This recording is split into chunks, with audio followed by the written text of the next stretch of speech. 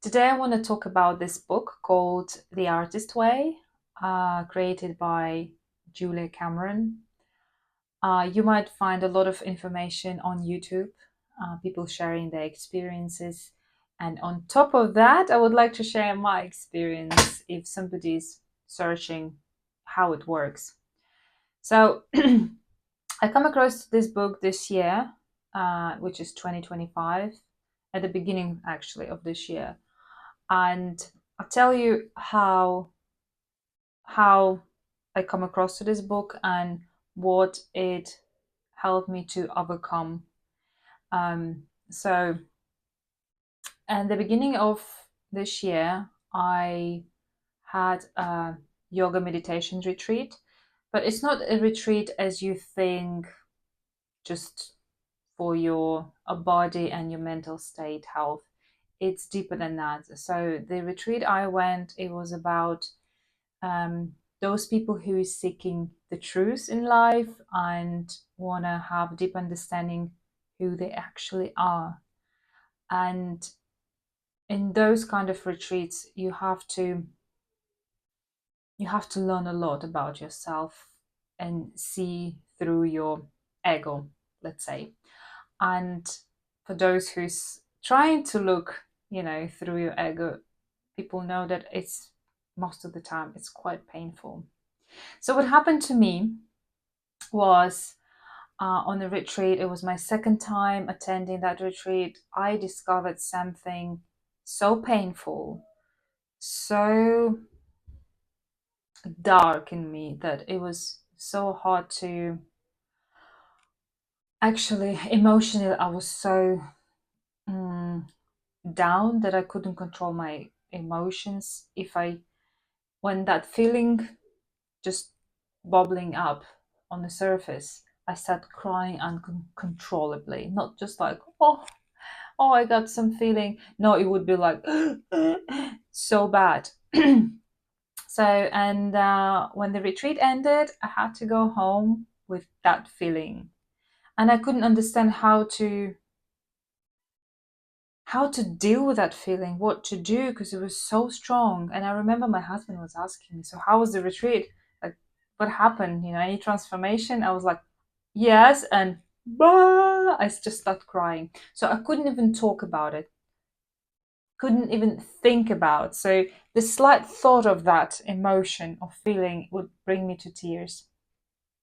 So, going through psychology and things like that, I was like, right, I'm just gonna allow this emotion to come out, and I cry every time when my body feels like crying. And then eventually, hopefully, this is gonna, this pain and emotion slowly will get less and less feeling energy, so it will disappear. But it didn't work. To my surprise, it didn't work, and I still stuck with that pain. So then I remember there was a girl on the retreat, and she we used to do this morning writing just before we start the day, and she called that morning coffee writing, something like that, between those lines. So I remember her saying what she was doing. So I thought, I'm going to search and find that method and express myself on piece of paper. That then might help me to, deal with this pain. And I couldn't find her method, but I come across to Julie's method. And I didn't buy her book. I didn't read her book. I'll be honest with you here. However, I found every interview she had on YouTube, and I listened all of them, sinking every information she was giving us. And she was quite open. She tells everything, how she started, what made her come to this point of writing this book, and even coming from um, writer, which was used to write novels, and going to more like a spiritual side of writing, and how intimate for her it was to come out of closet and tell everyone, well, I'm actually writing about this. And the tips she's giving and the method worked for me. So I start writing every morning with my coffee, 2 pages. And it sounds very easy, like, oh, okay, I could do it, like just 2 pages writing.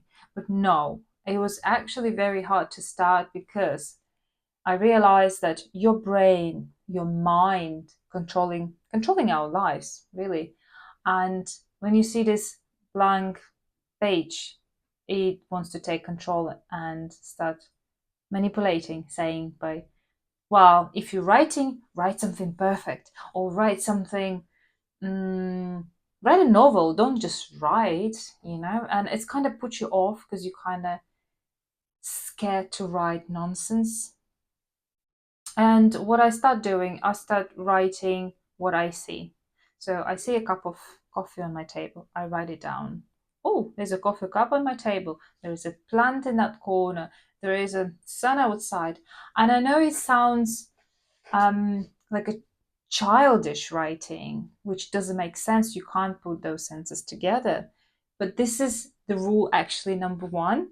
You have to write just right, without judgment, without looking whether you have mistakes or no.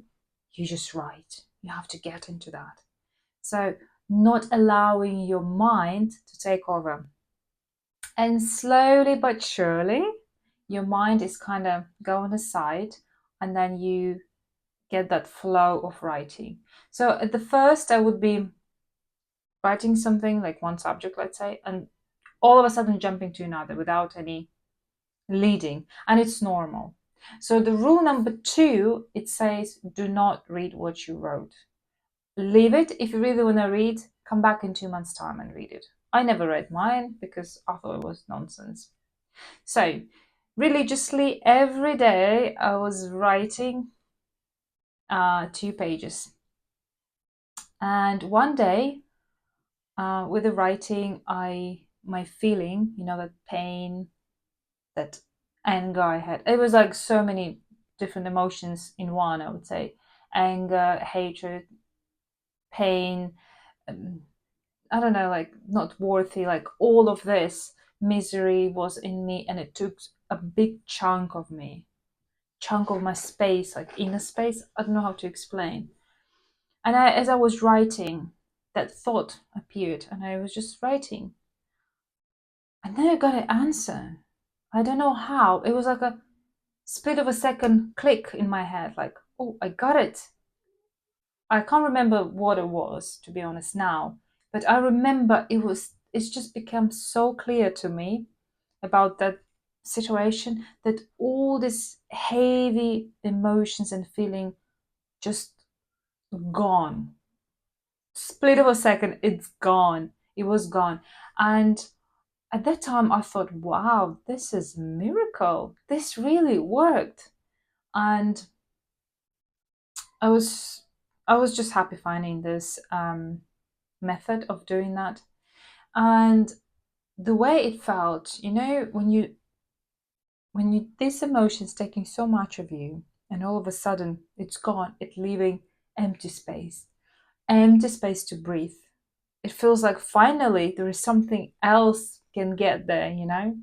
Um, it just felt more energy coming because something was taken. Now it's empty. It's like empty room, and you just enter, you can walk freely and do now whatever you want with it, where before, when it was like cluttered with heavy stuff, you can't walk in. It's this how it feels. And yeah, another reason how I would use it, um it's if I need to have like a kick or little push to start doing something. Let's say if I have a project or idea and I don't know where to start or how to start, and just even understand whether it's mine and no or not, I would start writing those on the pages again, until this is how somehow resolve itself. So I will give you example. I have this room in my house and it's cluttered, and I've been neglecting this room for so long, try to avoid it because it's just every time you get in, it kind of puts you down, like, like your mood goes like, oh, I have to deal with that. But you don't know how, where to start, because just too much work. So one day I start writing again. I said, I have this room, I need to figure it out. And I would just keep writing, writing, writing. And things just start happening slowly. So one day, out of nowhere, this decision was made to get a blind into this room. So just the window to cover up, because it was such a bright room. And then this idea led to another idea to paint the room. And then my husband did skirting and then frame door. So all that, hard work all of a sudden was behind. So 50% of that job done. Now we got another 50%, which is now fun to do it. And it seems like from chaotic room we had, everything fall into a place. So we found things to throw away or things to store somewhere. So it's all fall into place. And now, instead of like looking into sad project you must do, you're looking into like something exciting. So now this room is what left is to put furniture in, so like a fun bit, and you kind of get excited about this. I know that Julia, with this book, she talks about your inner creative child. So how to kind of activate, how to uh, give voice to this creative child in you. With the writing, with the tapping into your subconscious, yeah. So kind of take your mind, take that control, and listen, just kind of deep more down, and listen what's down there. And with creative child, it doesn't mean that you have to sit down and start creating, write a novel or paint, I don't know, art or whatever you do, draw. No, it's also about the ideas. So if you have a problem to solve, you have a creative way of solving. So you kind of start thinking out of box, not just in your generic, how to solve this problem. And this is the only way you know how to solve it. No, you'll be coming up with interesting creative ideas and making a great creative decisions. So I think this book is really can impact your life if you're struggling, if you don't know where to start. In my case, it's all the time. So I don't write every day, but when I have this stuck situation, I go back to that room, to that method. So yeah, of course, I have only good thing about this book, and for those who wants to experience, I think it's a great idea. You're never gonna regret. So good luck with that.